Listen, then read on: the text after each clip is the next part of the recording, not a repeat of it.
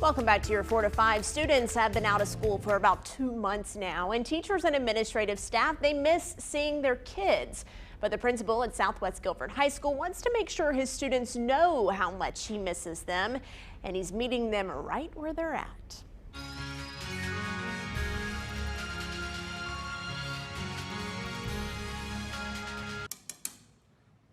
One more time. Mike Hemback, principal at Southwest Guilford High School. You started making these videos. First, I want to know why you decided to do them on TikTok. I've got 5 girls. So watching them over this pandemic, I mean, all these kids are doing TikToks. And watching them, the humor is unbelievable, especially with the young kids.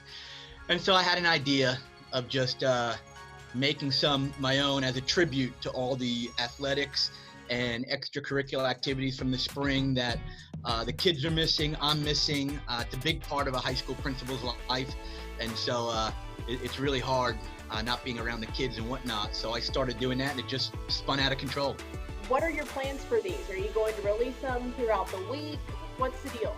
So I've been slowly giving them to either the coach or the teacher to let it go out to those kids first. I want them to get first sight at it. They're all on the Southwest YouTube channel right now, so anyone can view them. But starting next Monday, I'm going to do a tribute every day for every activity until I run out.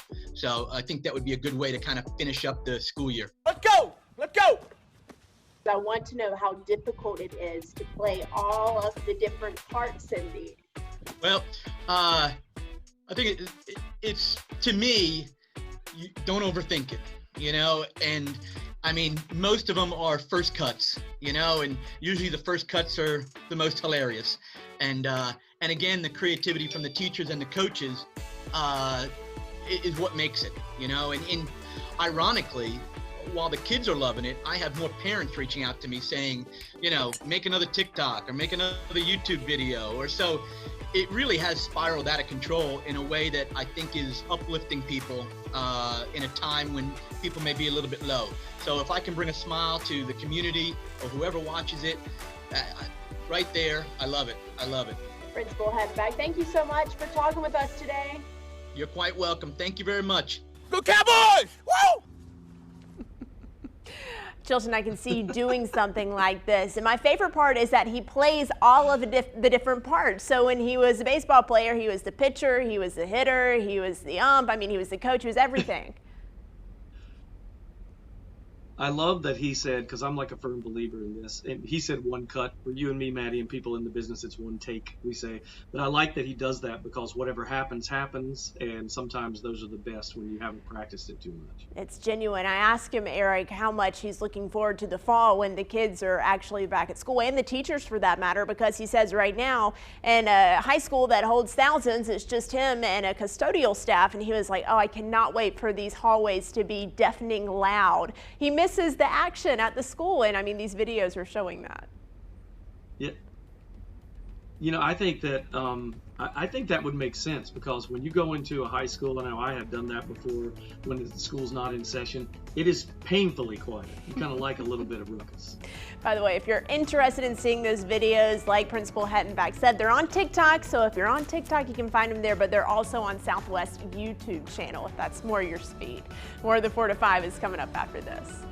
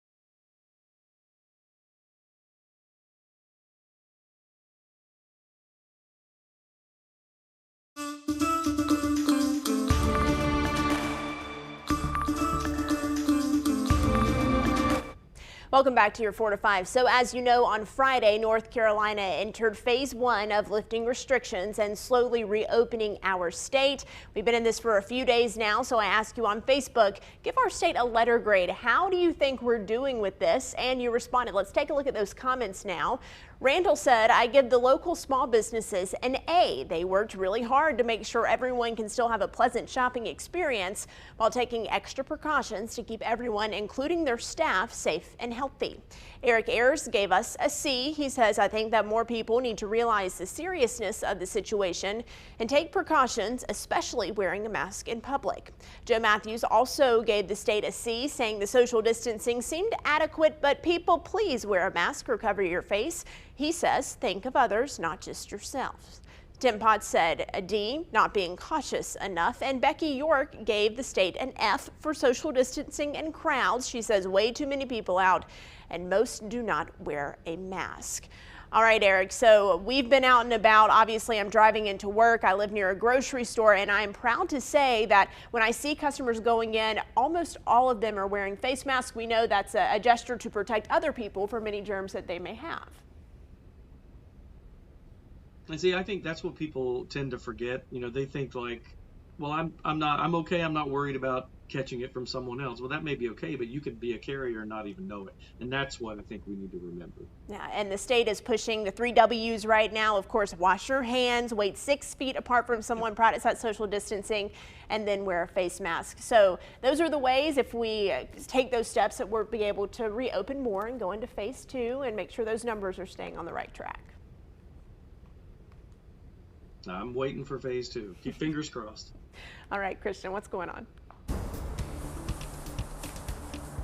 Well, I'll tell you what, the cool weather isn't our only thing to talk about. It's not going to really bother us that much, but there is a little area of low pressure out to sea that could become Arthur over the weekend. This is an early tropical system, yes, but think about the warm winter that we did have. So the water temperatures are still relatively warm, so that could aid in some extra early tropical mischief, if you will. But it looks like it's going to stay out to sea with no threat to land. Temperature-wise, we are still cool, right around 60 in the Triad and surrounding areas right now. As we go into the nighttime hours, though, some clouds will build in, and we'll have some extra clouds throughout the day on Wednesday, especially in the morning hours, and a sprinkle can't be totally ruled out, but that'll about do it for our rain chances, really, for the rest of the week. We'll be chilly overnight, but not quite as cold as we were last night, in the mid-40s for overnight lows. And heading into your Wednesday, well, one more cool day of weather with mostly cloudy skies. We'll top out in the mid-60s, but then after that, we are heading for a big warm-up as we go into the end of the week. Thursday, temperatures in the upper 70s, near 80 on Friday, and we're back to the mid-80s, even upper 80s on Saturday and Sunday, and I think it's possible that some folks could even approach 90 by Sunday afternoon.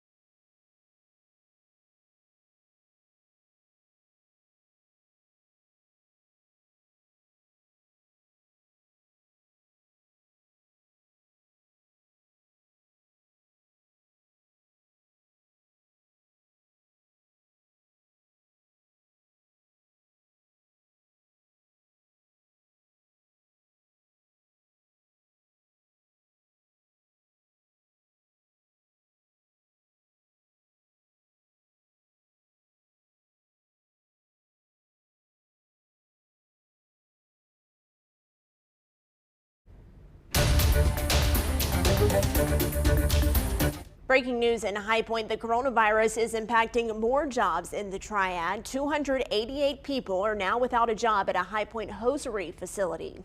A letter filed with the Department of Commerce says Slane Hosiery is downsizing its Centennial Street and Fairfield Road locations. All workers have been notified. We'll have more on this breaking news coming up on WFMY News 2 at 5.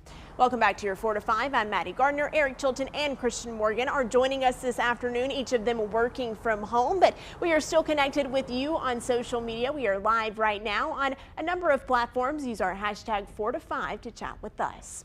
Well, let's begin this half hour with your 4 to 5 roundup. Steak and Shake is closing 51 locations across the nation. The company says the move comes after financial damage from the coronavirus. The restaurant's parent company says revenue dropped nearly $60 million compared to the same time last year because of a decrease in demand. It's not been said whether any of those locations are in the Triad. Wuhan, China, the city at the center of the coronavirus outbreak, is going to test all 11 million people who live there after a new cluster of cases popped up. Each of the city's districts has to come up with a way to test people in 10 days. The first case of COVID-19 was reported in Wuhan in late December. The city eased restrictions in early April, and then earlier this week, authorities found at least 6 new cases in a residential compound. People who work at the White House are now required to wear a face mask to work. Aides were also told to avoid going to the West Wing unless they absolutely need to conduct in-person business. The memo sent out to staffers says they don't have to wear those face coverings at their desks if they can social distance. The decision comes after a top aide to the vice president tested positive for the virus. Secret Service members who work in close proximity to the president have also started to wear masks, and visitors are screened before they can come onto the grounds. Other staffers who are in close contact with President Trump are being tested daily. Anyone going to Wake Forest Baptist Health will need to wear a mask now. The health system says staff and visitors will be asked to cover their faces while they're on location.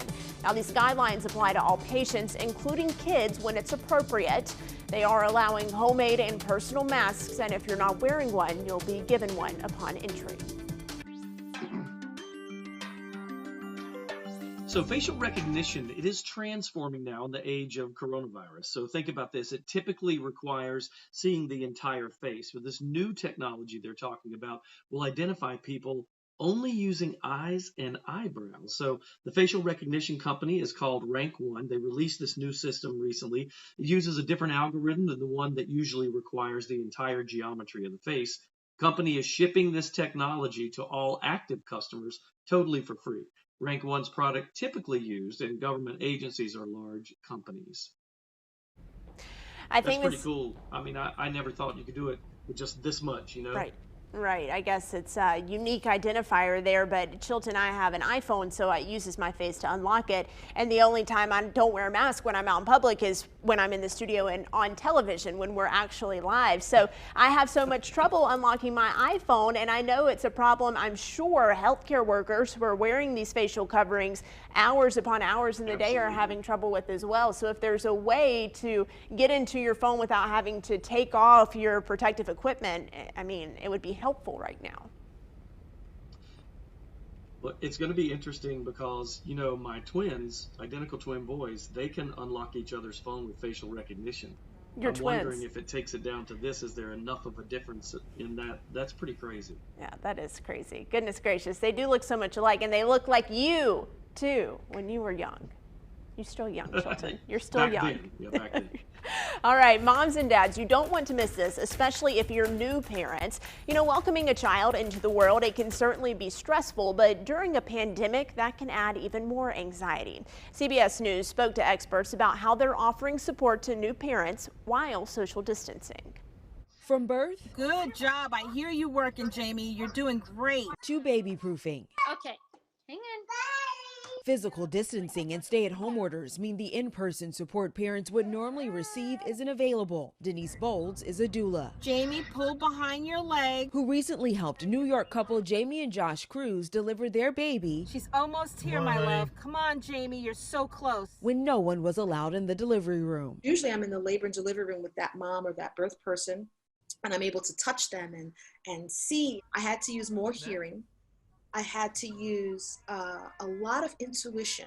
Yay! We got it, honey. We want to help moms all over the country, regardless of whether they live near a professional or not. Jen Saxton is the owner of Tot Squad, a company that connects parents with experts. She has had to pivot from providing hands-on to virtual support. Her company is helping parents install car seats properly. Can you maybe lift the camera up so I can see the full room? And doing home safety assessments for baby proofing. How has it been for you guys? And from safety to sleep, Jenny June is a certified child and family sleep consultant. She's had to move her services into the cyber world. Instead of her in-home visits, she's working with new parents Ingrid and Howard Cho. So we've been really struggling with putting him down to sleep. Using video chat. We can get on a Zoom call for 15 minutes, and that's been really helpful. In fact, it's every bit as helpful as me being in their home. All adapting to make sure social distancing doesn't mean parents have to figure it out alone. Danya Backus, CBS News, Los Angeles. No one wants to be on a call like this. You will remain on payroll until the date noticed in your severance package. Uber is laying off more than 3,000 employees. The latest job cuts were announced over an emotional Zoom call. Thousands of customer support and recruitment positions were cut. Now, the last day for those workers is tomorrow. Eric Chilton, the lady who Christian, excuse me, the lady who was talking in that Zoom call, she was saying, you know, this is a difficult position to be in right now, and we hate to do this, but no one's taking ride shares. Travel is down. Yeah, and you know, I kind of am shocked by this because I had always thought that, you know, Uber drivers and workers kind of just worked whenever they wanted to. You know, I didn't know that this was actually a full-time paid position. I actually talked to some folks who used to drive for Uber, maybe on a part-time basis, and they said, you know, when we just kind of feel like driving, you know, for a weekend or going out and making some extra money over the weekend, we just kind of get in the car and turn the app on and go. So I was actually kind of shocked to hear about that. Right, and it was an emotional call. The full thing is, you know, on CBS News' website, but it's hard to hear, and I think it really just gives us an insight into what these companies are going through right now. We talk about small businesses, and we're so fortunate to be able to connect with small businesses in our community, understand what they're going through. It's also these big corporations. This really is hitting everyone equally. Yeah, you know, we talked a lot about the impact that it would have on small businesses, but I think some people were even shocked to see that a lot of the larger companies that we've come to know and love over the recent years, even, you know, clothing manufacturers and of course like Uber, like we're talking about, have actually been impacted in a much larger way than we initially thought. All right, well, what's the forecast looking like? I see you're outside. You're really in the elements today, Christian. Yeah, let's take a look outside. It's cool, but we don't have any wind to deal with today. That just makes it feel a lot better. Temperatures right around 60 degrees across the area, 60 in Greensboro, 59 in Winston-Salem, 64 in High Point actually, and 61 down in Asheboro as well. High pressure largely staying in control of our weather over the next few days, but as this warm front lifts to our north, we're going to build some extra clouds tonight, and we'll keep those extra clouds around throughout the day on Wednesday. Now, as far as rain chances go, just a slight chance of getting a sprinkle tomorrow morning, and that'll about do it for our rain chances. Then as we head into the week, that high pressure slides off the coast and we really start our big warming trend. So you can see on Futurecast that those clouds build overnight. We're not going to really have a great shot at rain, but a sprinkle can't be ruled out in the morning. The clouds actually start to clear out tomorrow afternoon, and I do think we see a good amount of sunshine by tomorrow evening. 45 overnight. We're still cool. One more day tomorrow, 64 for the high, and then temperatures jump up into the 70s on Thursday, near 80 on Friday, and then our big warm-up gets here over the weekend, mid-80s on Saturday and Sunday. Well, we want to take some time to honor all graduating seniors this year since those arenas have been affected by this pandemic. So we're going to do some more senior shout outs. One of my favorite parts of the 4 to 5 today. Let's go ahead and start with Allison Smith. She's a senior at South Davidson High School. She played varsity basketball, tennis, and soccer. You go, girl. She's an honors student and will be going to the Belk School of Business at UNC Charlotte in the fall. Next is Marsalis Brooks Davis. He's a senior at James Benson Dudley High School, a student scholar and an athlete. He's part of the golf team and in the National Technical Honor Society. He is also the senior class representative, a very impressive resume. He's the exemplary award recipient, member of the marching band, is the Thunder Trombone section leader. Oh, and he's also an Eagle Scout. He's going to North Carolina A&T in the fall, and he plans to major in accounting and finance. Congratulations. And Colby Crow is a senior at Eastern Guilford High School. He is a member of the baseball team and played for all 4 years. He also played varsity soccer and was on the swim team.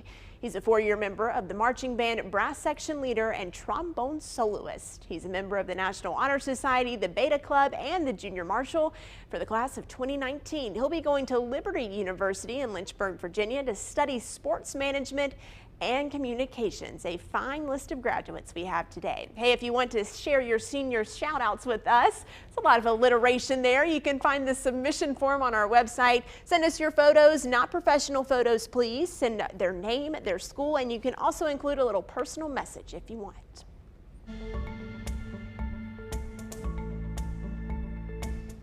Everybody lined up. It's phase one. It means more retailers are open, more people in stores.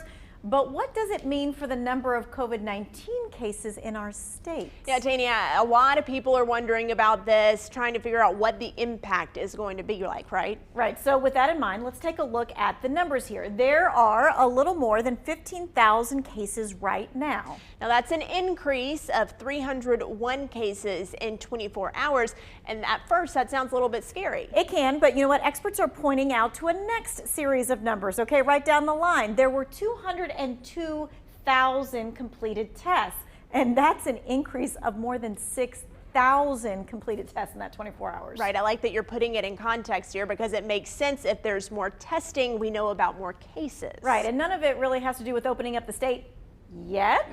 When will we see the impact of opening the state? They say it's in about a week or so. Yeah, and that's because it takes about 7 to 14 days for people to show that they have symptoms. Right, so we're going to talk about this a little bit more with some health experts tonight at 6 o'clock. In the meantime, we're in the business of answering more of your questions about phase one. We're talking do's and don'ts with an expert from the state. We want you to text your questions to 336-379-5775. It all starts at 5:30.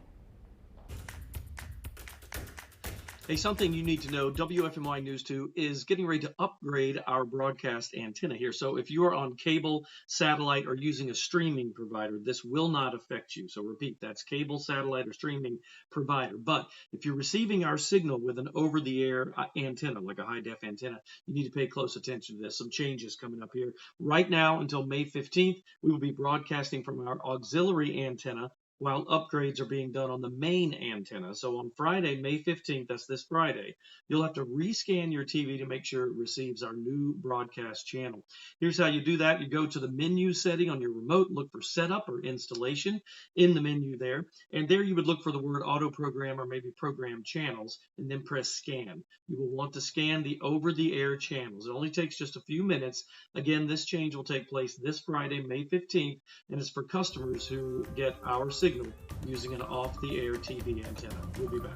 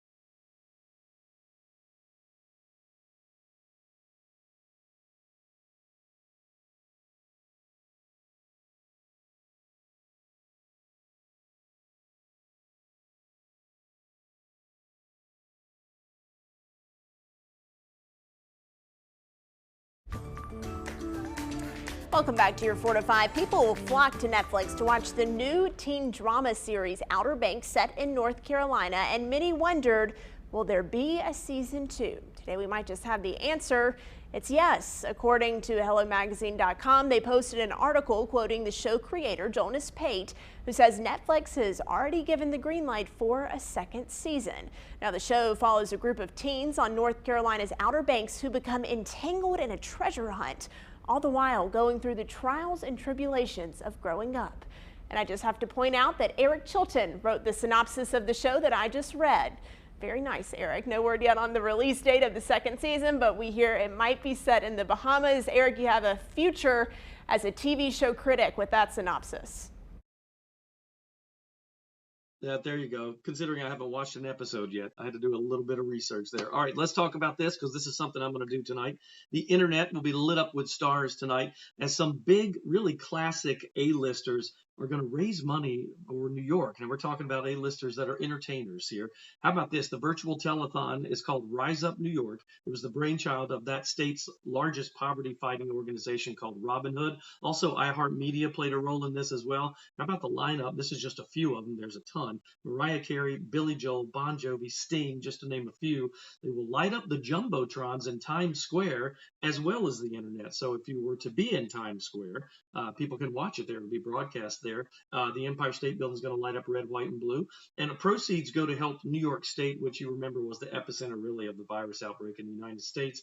The special airs tonight from 7 to 8 on a lot of different cable outlets and even on Facebook Live. If you just Google search Rise Up New York, you have about 10 different ways of watching this thing. It's really cool.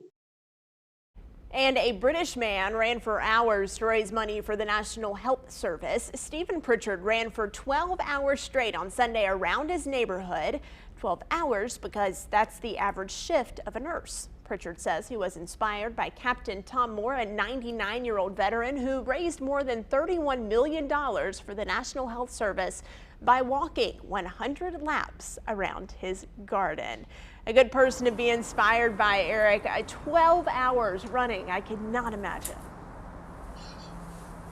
I mean, that is, I can't imagine it. Good for him, though, because if there's anybody that deserves that, it's all the frontliners and the nurses. That's incredible. Yeah, and another way to wrap up Nurses Week, and today is actually International Nurses Day, so what a tribute to them.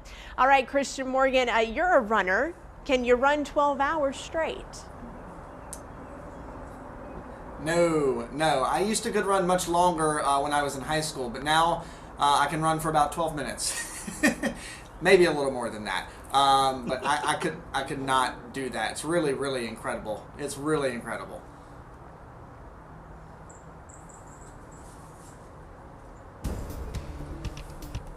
Let's take a look outside at the weather, too, and see what's going on. It's a cool day of weather, and there have been a few extra clouds building into the area as we've gone throughout the afternoon. You can see that on our weather cameras. Most of us right around 60 degrees right now, 60 in Greensboro, 63 in High Point, and actually down into the 50s, 59 over in Winston-Salem. High pressure mainly going to stay in control of our weather for the rest of the week, but as this warm front lifts to our north tonight, you already notice some extra clouds in the sky. Those will continue to build as we go through the overnight hours and into Wednesday morning. I think a sprinkle can't be totally ruled out Wednesday morning, but that's about going to do it for our rain chances this week. And then as that high pressure slides off the coast to the east, we start our big warming trend heading into the weekend. Overnight, going to be chilly, not quite as cold as we were last night or the last few nights, down to 45 for the overnight low. Tomorrow, going to start cool in the 40s. We'll be in the 50s by lunchtime, but by the afternoon, I think we do see those clouds start to break up a little bit more. Temperatures will be in the mid-60s yet again. Thursday, temperatures will jump up into the upper 70s, and then we're near 80 on Friday. Back to the mid-80s, even some upper 80s possible. I think some folks could even get close to 90 by the time we get to Sunday afternoon, and that warm weather is here to stay. Coming up on WFMY News 2 at 5, a Triad company is laying off nearly 300 workers, blaming the coronavirus for causing a huge downturn in business. We're digging deeper into what comes next for Slane Hosiery Mills in High Point and its employees. That is coming up on WFMY News 2 at 5.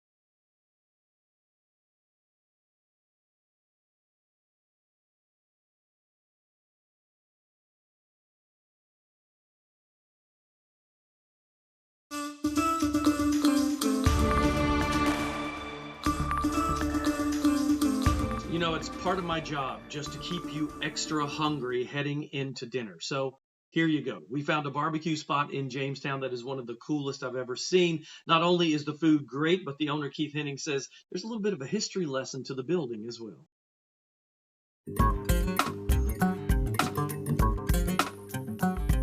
Keith, thanks for being with us today. I appreciate it. So, you know, what's really cool about your place is that building. I mean, it's a historic landmark. Let's talk about that. So the building is very well known in Jamestown. It was Hughes Oil before it was the smokehouse, and it sat vacant probably for the last 20 years. And we thought it would just be a really neat location to do a smokehouse and just be involved in the community in a very historic building that's right there in the center of town. So the food is the draw. That's the reason everybody's there. Give me an idea of kind of your biggest, you know, largest decadent meal that you got. Oh gosh, the brisket by far is the #1 seller. It's just fatty and good. And then you throw on a side of mac and cheese, Gouda mac and cheese, some collard greens, throw in some homemade peanut butter pie or banana pudding, and you've got yourself a meal. You just, I'll be over today, even though I know you're not open. I'm just gonna sit by the door. That sounds awesome, Hey, man. there you go. Come on over. And you guys are, you open again on Wednesday, right? We are hoping to go back to a little bit of normalcy here in the next couple weeks. Right now we're Wednesday through Saturday, and we're hoping within the next couple weeks that we'll go back to our full schedule of Tuesday through Saturday. Well, everything we hear, you guys are killing it. Good luck, Keith. It's an awesome place. The building, the history of the old gas station that used to be, which was built in 1919. That's a landmark in Jamestown. They carry on that tradition in that historic building. Very cool. If you want to check out more information, make sure you look for this story in WFNYnews2.com. We're taking a break.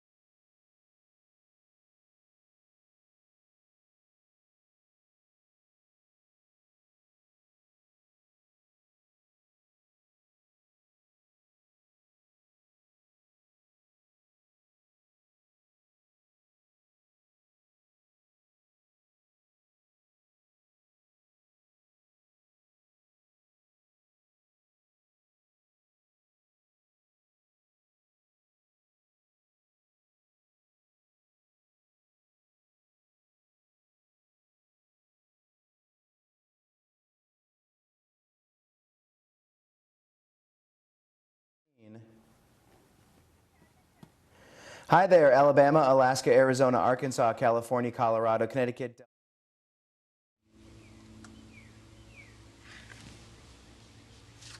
Hi, it's May, and it's chilly. What's with that? 1, 2, 3, 4, 5, 6, 5 o'clock. The company filed a workers' adjustment and retraining.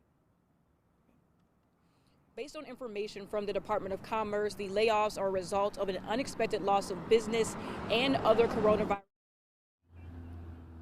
As you can see behind me, there's still a good many cars in the parking lot, some people still going in and out as the mall remains.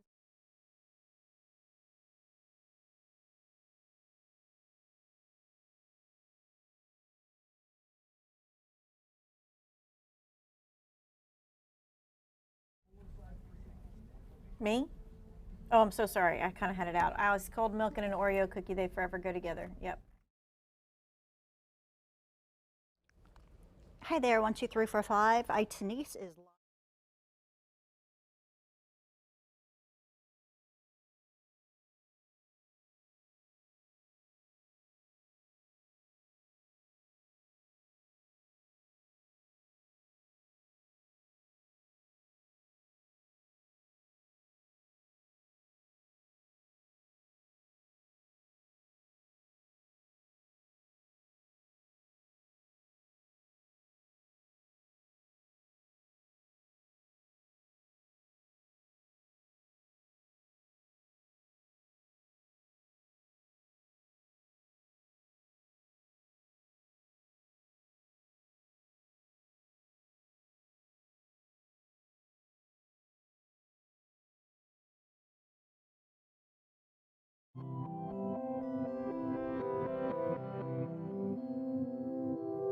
It's time for my 2 cents. How are you doing? No, really, how are you doing? Take a second. You don't have to say it out loud. Just say it to yourself. I hope you're well, and if you're not, I hope you can find a way to lift your spirits. If you're like me, task-driven, goal-oriented, eyes on the prize, you've approached this crazy time by thinking, I just got to get through this, whatever it takes. I'm stronger than anything it can throw at me. And don't get me wrong, that has its benefits, but I've found that many times I'm full speed ahead so often, I don't realize I'm out of gas until I come to a screeching halt. You've probably heard the saying, you can't pour from an empty cup, so let me ask you, how full is your cup right now? And what do you need to do to refill it? Maybe it's unplugging, maybe it's taking a nap, maybe it's alone time, time in prayer, or with family. It looks different for all of us, but it's essential for all of us. You wouldn't let your phone battery run low. Why are you letting your own battery run out? It's time to recharge. That's my 2 cents. That's your 4 to 5. WFMY News 2 at 5 starts now. We are following breaking news in High Point.